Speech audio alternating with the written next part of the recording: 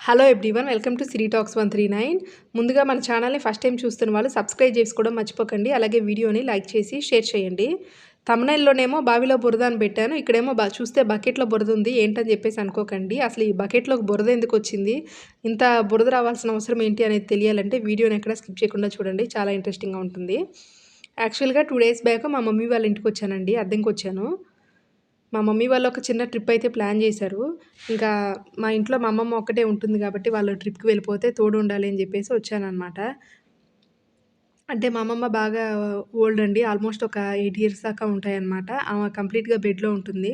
మా మమ్మీ వాళ్ళు ఎక్కడికైనా ఎళ్ళాలన్నా గూడా ఎవరో ఒకళ్ళు ఆమెకి ఉండాలి. లేకపోతే అస్సలు పాసిబుల్ అవ్వదనమాట. వాళ్ళు ఎక్కడికైనా ఎళ్ళాలంటే నన్ను రమ్మంటారు. ఇంకా లేకపోతే ఇంక వాళ్ళే చూసుకుంటారు మా అమ్మమ్మని. సో, ఇంక 2 డేసే గదా అని చెప్పేసి అయితే వచ్చాను. బట్ అనుకోకుండా ఆ ట్రిప్ కూడా క్యాన్సిల్ అయిపోయింది.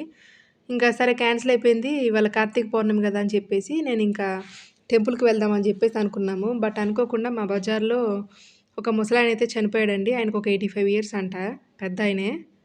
ఇంకా మా బజార్‌లోనే చనిపోయేసరికి ఇంక మా బజార్‌లో ఉన్న వాళ్ళంతా కూడా పూజలైతే చేయకూడదు ఈరోజు. మన బజార్ గాబట్టి అందులోనూ చనిపోయిన బాడీనైతే ఇంకా పూడ్చలేదు. సో, ఇంకా ఇట్లా చేయకూడదు అని చెప్పేసరికి ఇంకెవ్వరు గూడా మా మమ్మీ వాళ్ళ బజార్‌లో ఒక్కళ్ళు గూడా పూజలు చేయలేదు. ఎవరు గూడా టెంపుల్‌కి వెళ్ళలేదు. సో, అది గూడా ఇంకా బ్రేక్ అయిపోయిందనమాట. ఇంకేం చేస్తాం? ఇంక వంట చేసుకుందాంలే అని జెప్పేసి ఇంక ఫాస్ట్‌గా వంట చేసాము ఈరోజు మా ఇంట్లో. బెండకాయ ఫ్రై చేసాము. అలాగే సాంబార్ చేసామనమాట. అందులోకి కాంబినేషన్‌లాగా టమాటా వడియాలు చేసాము. ఇవైతే చాలా టేస్టీగా ఉన్నాయండి. విడిగా వేయించుకొని కూడా తినేయొచ్చనమాట. రైస్‌తో సంబంధం లేకుండా విడిగా కూడా తినొచ్చు స్నాక్స్‌లాగా, అంత టేస్టీగా ఉన్నాయన్నమాట. చిన్న ప్యాకెటే. బట్ ప్యాకెట్ వచ్చేసి 20 రూపీస్ అట్లా ఉన్నాయండి. చాలా టేస్టీగా ఉన్నాయి.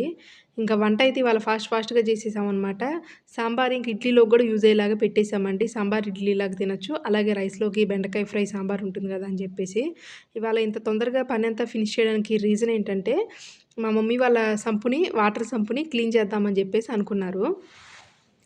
ఒక 1 ½ డే నుంచి వాటర్ రావట్లేదనమాట. ఇక్కడ మా మమ్మీ వాళ్ళ బజార్‌లో ఏంటంటే, ఉప్పు నీళ్ళతో పాటు మామూలుగా గులకమ్మ నీళ్ళు గూడా వస్తాయి. అయితే అందరూ గూడా గులకమ్మ వాటర్‌నే యూజ్ చేస్తూ ఉంటారు.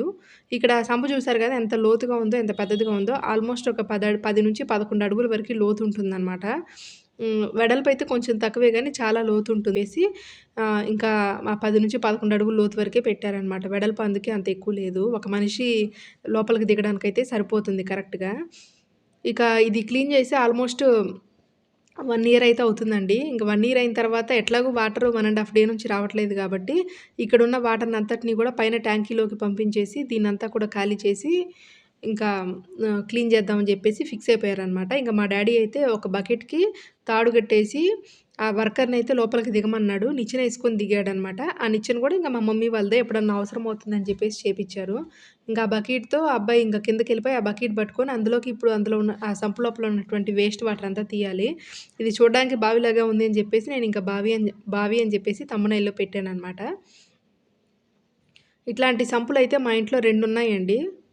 ముందు పక్కొకటి, వెనక పక్కొకటి. పైన ట్యాంకీ గూడా బాగా పెద్దదిగానే ఉంటుంది. ఎప్పుడన్నా వాటర్ రానప్పుడు 1 వీక్ రాకపోయినా సరే మనకి ఇబ్బంది ఉండకూడదు అని చెప్పేసి మా మమ్మీ వాళ్ళు ఇట్లా 2 అయితే కట్టిచ్చారు. ముందు ఒక సంపు, వాటర్ సంపు, వెనక పక్క ఒక వాటర్ సంపు. ఇక్కడ చూస్తున్నారు గదా! వాటర్‌ని ఇట్లా బావిలో నుంచి పైకి లాగినట్లుగా సేమ్ ఇంకా వాటర్ సంప్‌లో నుంచి బకెట్‌ని పైకి లాగారు. మొత్తం బురద నీళ్ళనమాట. ఎంత బురదగా ఉన్నాయో చూడండి. 1 ఇయర్ అయ్యేసరికి ఇంకా ఆ మాత్రం ఉంది అనమాట.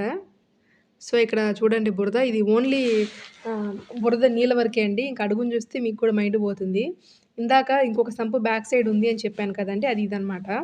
ఈ సంపు.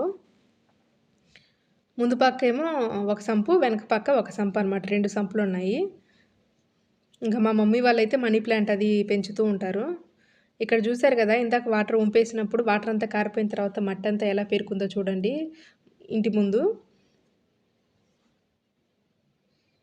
ఇంకా తర్వాత లోపల ఇంకా మురికి ఉంది అని చెప్పేసి విడిగా దాన్ని తీయడానికి రావట్లేదని ఒక స్పాంజీ హెల్ప్ తోటి మొత్తం దాన్ని తీశారనమాట బకెట్‌లోకి.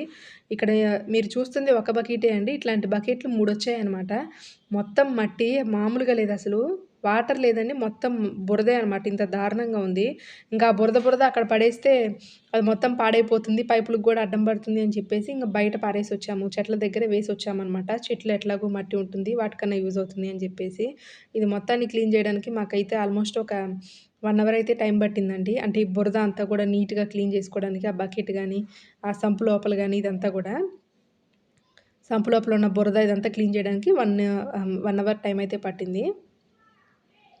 ఇక్కడ మా మమ్మీ వాళ్ళ ఇంటి గోడ మీదయితే మేము ఇంకిట్లా కొన్ని కుండీలయితే పెట్టామండి.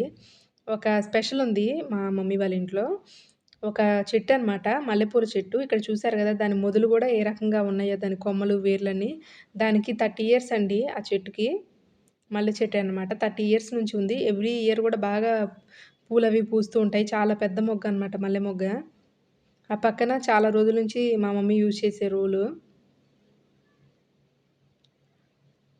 ఇంగంతేనండి. ఈ వ్లాగ్ అయితే ఇంతటితో ఎండ్ జేస్తున్నాను. మరిన్ని వ్లాగ్స్ కోసం మన ఛానెల్‌ని వాచ్ చేయండి. అలాగే సబ్స్క్రైబ్ జేసుకోవడం మర్చిపోకండి.